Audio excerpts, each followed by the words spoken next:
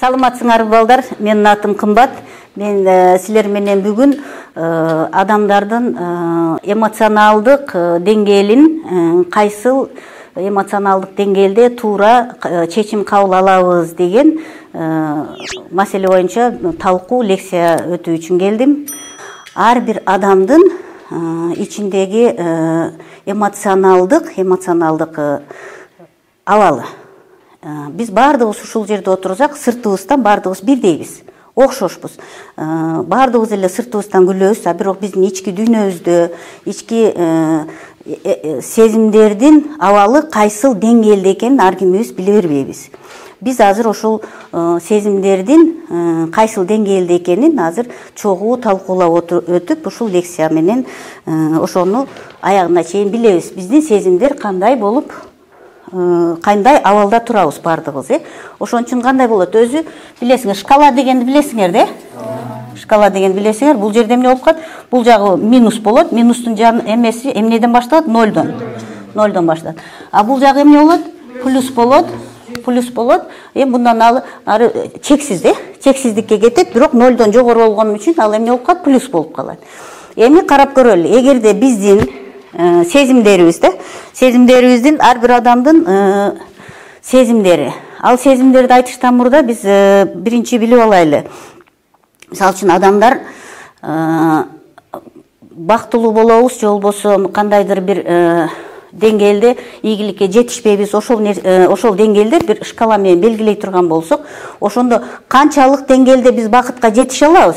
Эгерде биз ката жибербей идеалдуу жашасак, идеалдуу жашаганда биз ушундай бактылуу болобуз деп эсептейбиз да, туурабы? Баардыгыбыз бактылуу болууга умтулабыз. Ошондо адамдар эмне кылыш керек? Канчалык катаны аз кетирсе, анткени кандай бир силер өзүңөрдү бир туура жол менен жүрүш керек болот, Ошо туура жолдо кетип атканда, ошо туура жолдон кетип калбаш үчүн эмне болот? Кетип калганда ал эмне болуп калат? Адашып калат, туурабы? Адашат, ката кетирет. Анда кандай адамдар ката кетирет? Адам бул дүйнөдө бактылуу болуш үчүн анын өзүнүн жашоосунун алдына койгон максаттары болот, пландары болот. Дал ошол план менен түз кетсе, адам өзүнүн бактылуулук формуласына жетет деп айтсак болот. Бирок дайыма эле турмуш биз каалагандай, биз самагандай эле боло бербейт. Алдыда эң туура. Эмне үчүн ушундай биз каалагандай боло бербейт? Ар кандай нерселер бар да. Бул бизден көз каранды эмес дейбиз, туурабы? Баардыгыбыз ошо эгерде мындай болгондо мен билгенде мындай кылбайт элем деп айтасыңар, ошол мен билгенде деп ал уже өтүп кеткенин айтып атасың. Ошо билгенге чейин эмнени айтты? Мен билгенде деген сөздүн маанисин. Ошон үчүн биз кайсыл убакта отурабы? Кайсыл убакта биз ката кетирет экенбиз? Билбейт экенбиз. Билбей калабыз, туурабы? Билбей калгандыктан биз каталарды кетире беребиз. Андан кийин бул биринчи себеп. Адашуунун, ката кетирүүнүн биринчи себеби биз билбей калабыз. Түшүндүк, А экинчи себеби кандай болушу мүмкүн? Мисалы үчүн жөн эле кетип баратып эле жыгылып калдың, Анан бутуң сынып калды да мен дайыма эле ушинтип пешенем ушундай, мен невезучиймин деп коесуңар. Ой жүгүртүүбүздү эмне кылып атабыз? Оңдоп атабыз. Ой жүгүртүүбүздү эмне кылып атабыз? Алдыга коюп атабыз. А буга чейин эч нерсени ойлобой эле көтүп кетип баратасың, ал жерде яма бар экенин билбей эле телефондон минтип кетип баратып ямага түшүп каласың, чукурга түшүп каласың, туурабы? Ана бул эмне болот? Силер ойлонбой кетип атасың, ой жүгүртпөй атасыңар. Ошон үчүн бул жерде эмне болуп атат? Ой жүгүртүүңөрдү калыбына келтирип, силер бир өзүңөрдүн эмеңерди түзүп атасыңар. Бара турган жолуңарды, келечегиңерди түзүп атасыңар. Андан сырткары бул жерде бир кокустук деген болот. Кетип баратып эле бир жерде жыгылып калып, травма алып калды деп атабыз. Андан сырткары дагы бул нерселерди эмнелер жасабай коюуга болот. Мисалы үчүн кокустуктан кантип качса болот? Телефонду карабай эле жолуң карап барсаң, ямага түшпөйсүң. Ниетти түзөйбүз деп атабы. Анан кетип баратканда жолду эки жакты мынтип карап коюш керек. Строительный площадкада кетип атасың, тиги түшүп кетиши мүмкүн деп айланып өтүш керек. Ошондо эмне болуп атат? Адам өзүнүн ички сезимин өзү контролдоп атат. Анын ички сезими өзүнүн контролдогонго, өзүнүн эмеси кудурети жатат, абалы контролдой турган абалда турат да. Ошон үчүн бул сезимдердин шкаласы деген айттык. Ошондо 0 болгондо эмне болуп калат? Адам ойлонбойт, ичпейт, жебейт, эч нерсе кылбайт, эмне болуп калат? Эң 0 деген точка бул өзү эмне болуп калат? Бул өлүм точкасы. өлүм да уже өлүм. Бул жерде эч нерсе жок. Эч нерсе жок. Адамга жашоонун да демалуунун эч нерсенин кереги жок. Бул өлүм точкасы 0. Сезим жок, эч нерсе сезилбейт, эч нерсе жок. Бул уже биздин организм уже өлүү болуп эсептелет. Андан сырткары бул жерден дагы бир айтып кетет турган нерсе, ошого жакын кандай точка бар? Ошол точкага жакын. Жок, оору эмес, бул сезимдер боюнча. Аң сезимдер боюнча.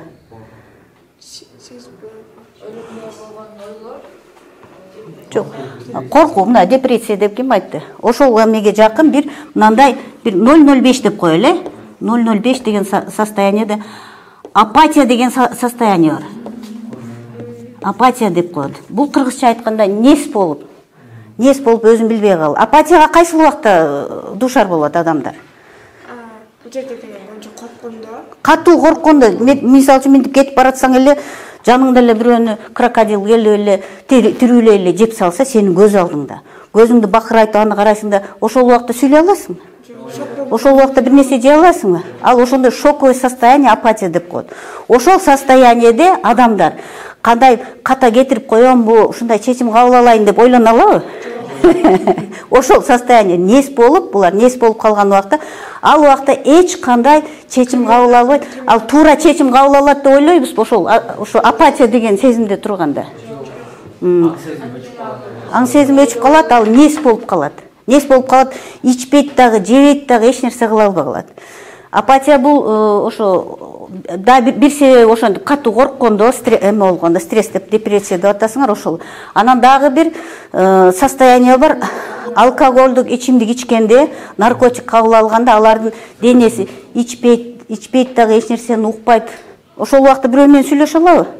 Нес болуп калган адамды мынтип сүйлөсөң, түртүп сүйлөшө аласың, бир нерсени түшүндүрүп айта аласыңбы? Жок.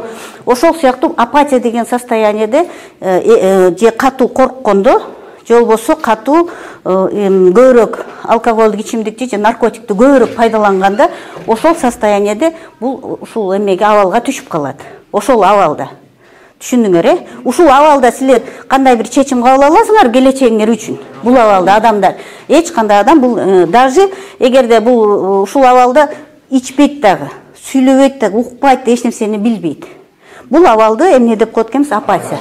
Бул абалда эч кандай чечим кабыл алыш мүмкүн эмес. Ошондо эмне болуп атат? Мен ката кетирип коем же кетире албайм деп ушул моментте бир нерсени принимать эте алабы, решение?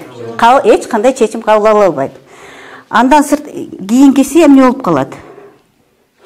Мындан сәл жогорураак бир абал кандай болушу мүмкүн? Мен өтө капа болуп атам, эмне болуп атам? Кайгыруу болуп калат. Бул эмне болуп калат? Кайгы. Кайгыга кайсыл убакта кабыл болушу мүмкүн? Бул ооба. Кайгы деген кандай болот? Кайгы адам баласынын кичинекей баладан чоң адамга чейинки сезимдер болот. Бул кайгы сезимдери ар түрлүү. Кичинекей балдар үчүн кайгы эмне болот? Маркетке киргенде мороженое алып бербей койсоң, бүт маркетти башына көтөр, мени алып бербей койду деп гөл шал болуп, ыйлап, каттуу кайгы капага түшөт, кичинекей бала үчүн. Анан 3 жашар, 4 жашар бала үчүн апасы тойго алып барбай койсо, үйдө отуруп алып, мен аябай кайгырат. Анан дагы бир возраст өткөндөн кийин бир кызды, бир жигитти жакшы көрүп калса, ал карабай койсо, мени тоготпой койду деп, ал дагы чоң кайгы. Бул деле өзүнчө. Анткени, мисалы үчүн өзүн бирөөнү жакшы көрүп калса, анын өзүнүн кыялдары болот да. Келечекте кыялдарым ошолор менен болот деп, өзүнүн жакшы келечегине түзгөн жакшы кыялдарынан эмне болуп калды? Ажырап калды. Үмүтүнөн ажырап калды. Бул кичинекей бала дагы өзү мен ушуну жегенде жыргап калат эле, мороженое жегенде ошону жей албай калды, ошол боло албай калды. Ал эмне кылып атат? Ошол өзүнчө кыялданган эмесине жетпей калды. Ал болбойт эми деген нерсе. Андан кийин өзүнүн жакын адамын жоготкондо дагы адамдар, ал адам экинчи кайрылып келбейт. Ал адамды экинчи көрбөйт, ал адам келип эркелетпейт. Ошол абалда дагы алар эмнеге батат? Кайгыга батат. Андан кийин ушул кайгыда болуп турган адам, ошол кайгыда болуп турган убакытта булар кандай болот? Мисалы үчүн кайгы деле, апатия деле, кайгы деле булар эмне болот? Туруктуу жана туруксуз деген болот, убактылуу, туруктуу жана убактылуу. Эгер дайым апатияда жүрөсө эмне болот?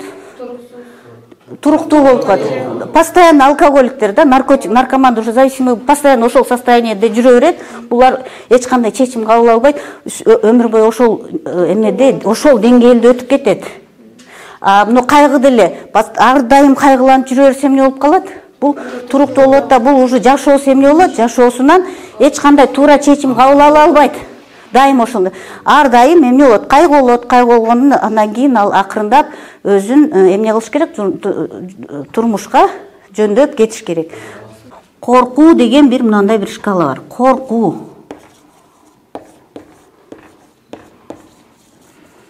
Коркуу деген абал бар, Кандай коркосуңар, Корккондо кандай болот? Например, өзүң коркуп атканда сен эч нерсени сезбейсиң. А сен коркуп атканыңды бирөө карап турса кандай болот? Ал үчүн күлкүлүү, А бирок сен өзүң ошол коркуу абалында турганда, мисалы үчүн, кече үйдөн сабакка барам деп чыктың, сабакка келе атып, сенин атың ким? Алия менен сенин атың ким? Алия менен Айданна сабакка келип атышты дагы, андан кийин жүр азыр мынаны көрүп алайлычы деп, андан кийин сериалды коюшту дагы, ошо ойдон отуруп, ошо отурган боюнча сабакка да келбей калды. Мен кече бул жерине чейин көргөмдө отуруп сабакка келген жок. Анан эмне болуп калды? Эми сабак бүттү. Анан эмне кылат? Үйүнө эч нерсе болгон жок. Унчукпай үйлөрүнө барат дагы. Анан эртең менен сабакка келсе, апасы деле билбейт, сабакка келсе, эшиктен кирген деле. Кече күнү сабакта Зура эжеке сабак берген, Гүлнар эжеке сабак берген, эшиктин алдында турат. Экөө келе атышат эртишип. Экөөнүн тең ата энелери баардыгы турат. Эмне болот булар? Коркуп баштайт булар. Биринчи эмне айтаарын билбестен, анан кече каякта болдуң айтчы деп уже апалар да жинибе, кече сабакка кеткен, эмне үчүн кирген жок, эмне болуп атат? Апалар биринчи эле кимдер баштайт? Апалар баштайт. Кече каякта жүрдүң эле? Кече каякта жүрдүң? Сенчи? Ошентип баштаганда эмне болот? Буларда коркуу сезим баштайт. Анан корккондо эмне кылат булар? Жалган айта баштайт. Ооба. Коркуунун эң бир эмеси, ошондо булар жалган айтат.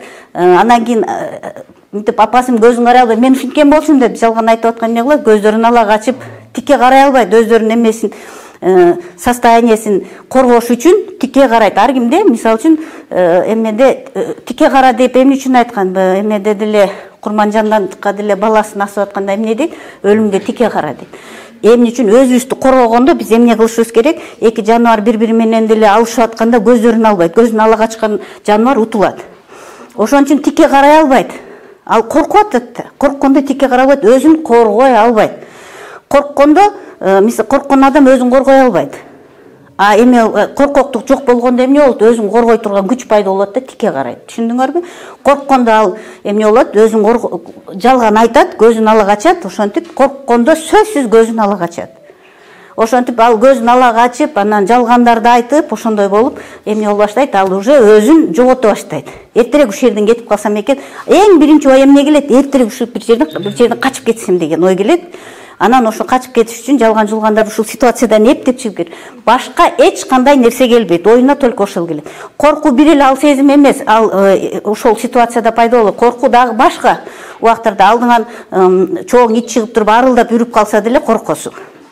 Ошол убакытта, коркуу сезими болуп турган убакытта силер туура чечим кабыл ала аласыңарбы? Бул убакытта эч кандай туура чечим кабыл алынбайт. Ушул абалда. Андан кийин биз эми бул шкалаларды эмне үчүн алып атабыз? Биз бул дүйнөдө адашпашыбыз үчүн. Биз бардык мына сезимдерибиз кайсыл абалда турат? Ар дайым бир чечим кабыл алаарда эмне кылыш керек? Бир сезимибиз кайсы абалда? Мен азыр ушуну айтып атам дагы, кайсыл абалда турам? Ушуну туура чечим кабыл алдымбы дээрден мурда биз эмне кылышыбыз керек? Кайсы абалда турганыбыздын азыр биздин максатыбыз, ушул сабактын максаты, биздин сезимдердин шкаласы жашоодо ката кетирбеш үчүн биз кайсы абалда болушубуз керек деген шкаланы өтүп атабыз. Эми бул коркуу сезиминен кийин эмне дагы кандай сезимдер бар? Ушу коркуунун эле жанында, бир сезим бар.